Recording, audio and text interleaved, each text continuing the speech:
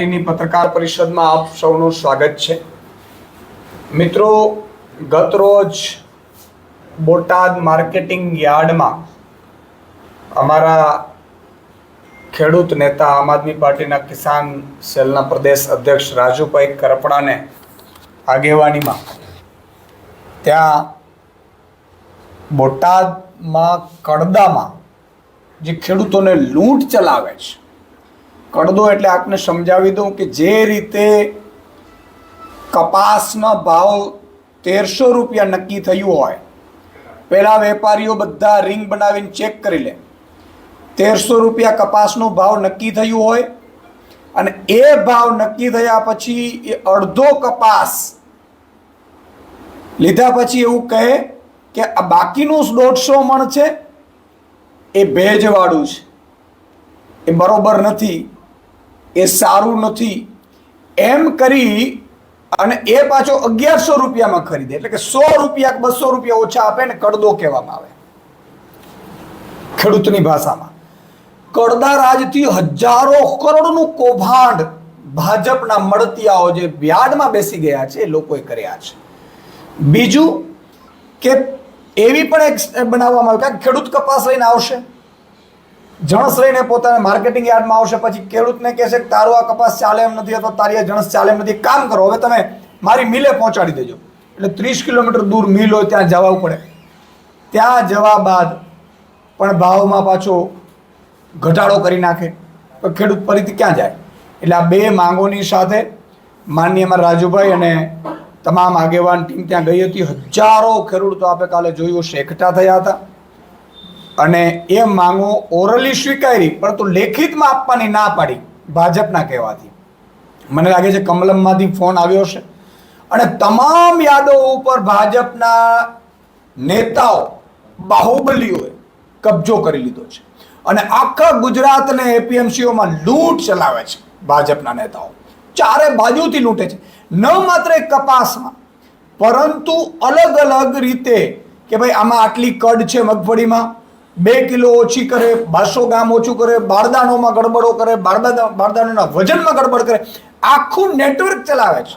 હજારો કરોડનું કૌભાંડ આ ખેડૂતોની જણસ ખરીદવામાં ભાજપના નેતાઓ કરી રહ્યા છે। તો કમલમથી ફોન આવ્યો હશે, એમણે લેખિતમાં ના પાડી દીધી। અમારા આગેવાનોએ નક્કી કર્યું કે ખેડૂતોનો પ્રશ્ન જ્યાં સુધી સોલ્વ ન થાય ત્યાં સુધી રાજુભાઈ કરપડાએ ત્યાં ધરણા ઉપર બેસવાની એલાન કર્યું અને જ્યાં એલાન કરે છે ત્યાં હજારો ખેડૂતો પણ સાથે બેસી જાય છે। બીજા ખેડૂતો રાત્રે 11-12 વાગ્યા સુધી વાતચીત ચાલુ હતી એમની સાથે, ખેડૂતો પણ વિડીયો કોલથી મારી સાથે વાત કરતા હતા, બીજા ખેડૂતો આવી રહ્યા હતા। સેંકડો પોલીસ જે દારૂને અડ્ડા નથી રોકી શકતી, ભ્રષ્ટાચારના ચરમસીમા ઉપર છે, ભાજપના નેતાઓની ચાપલુસી બની ગયેલી છે પોલીસ, એ પોલીસે સેંકડોની તાદાદમાં ખેડૂતોને હજાર રૂપિયાનો મેમો ફટકારતા હતા। રાત્રે ત્યાં મેમો હજારનો લઈને પણ ખેડૂતો આવ્યા અને આવ્યા બાદ રાત્રે 3 વાગે જાણે આતંકવાદી હોય એવી રીતે ભાજપની ઈશારે પોલીસ ખાબકે છે, રાજુભાઈ કરપડાને ઉપાડીને અજ્ઞાત સ્થળે લઈ જાય છે। પછી રાત્રે 3 વાગે જ્યારે મેં આગેવાનો સાથે ખેડૂતો સાથે વાત કરી તો એપીએમસી ઉપરથી તાળું મારીને પોલીસ ભાગી ગઈ, ખેડૂતોને બંધક બનાવી દીધા। અને આ આખા ઘટનાક્રમમાં 2 વસ્તુ સાબિત થઈ કે એક, ભાજપના નેતાઓને કડદો કરવામાં જ રસ છે, એની કડદાની લૂંટ કોઈ બંધ કરાવે એને સહન નથી થતી। બીજી, જે ડીજીપી એક્સટેન્શન ઉપર એક્સટેન્શન મોજથી લઈ રહ્યા છે, શું બીજા કોઈ લાયક નથી ડીજીપીને? બીજા લોકોની 6 મહિના સુધી એક્સટેન્શન તમે લઈને બીજાની જે ડીજીપી બનાવવાના સપના છે એ રોડી રહ્યા છે માનનીય ડીજીપી શ્રી, એ કેમ રોડી રહ્યા છે ખબર પડી। એમણે માત્ર ભાજપની ચાપલુસી કરવી છે, દલાલી કરવી છે ડીજીપીને। ડીજીપી શું સમજે છે ને પોતાની જાતને? ભાજપ કહેશે એમ પોલીસ ચાલશે, ભાજપ કહેશે એમ પોલીસ ચલાવશે, ખેડૂતો ઉપર માર મારશે, લાઠીચાર્જો કરશે અને ખેડૂતોને એના હકનું આંદોલન પણ નહીં કરવા દે। આ ડીજીપી શ્રી જે ભાજપની આશીર્વાદથી જે એક્સટેન્શન ઉપર એક્સટેન્શન લઈ રહ્યા છે એ માત્ર ને માત્ર ભાજપની દલાલી કરી રહ્યા છે, એના આઈજી, એના એસપી એ ભ્રષ્ટાચાર તો રોકી નથી શકતા. અઢળક સંપત્તિ આઈપીએસઓએ બનાવી છે. એ ક્યાંથી બનાવી છે? ભાજપના નેતાઓ અને બધા મિલીભગતથી બનાવે છે. એટલે એમના આદેશથી રાત્રે ગૃહમંત્રીને, મુખ્યમંત્રીને તો કહેવા જેવું જ નથી. એમણે તો મને લાગે છે ગુજરાતને જાણે રેઢું બનાવી દીધું છે.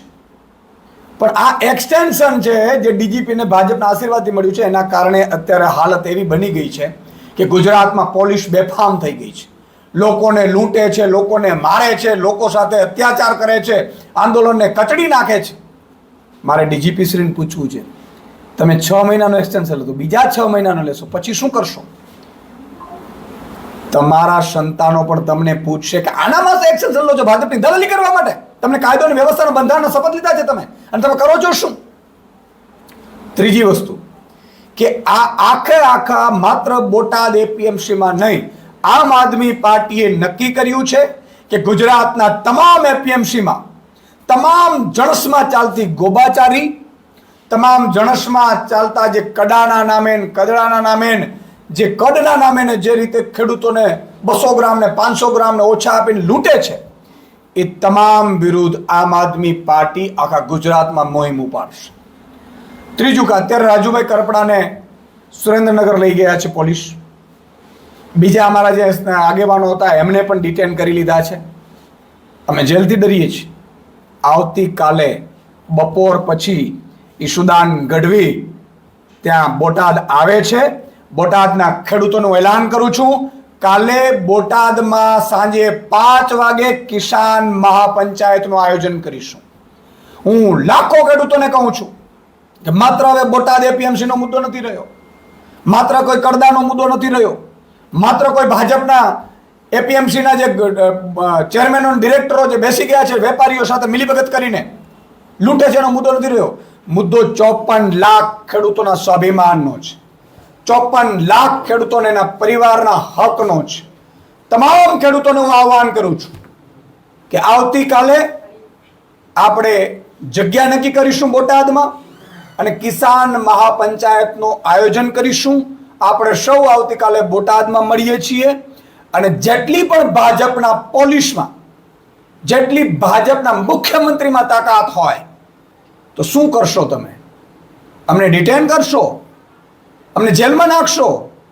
આ ખેડૂતો માટે આમ આદમી પાર્ટીનો એક સૈનિક ગોળી ખાવા તૈયાર છે.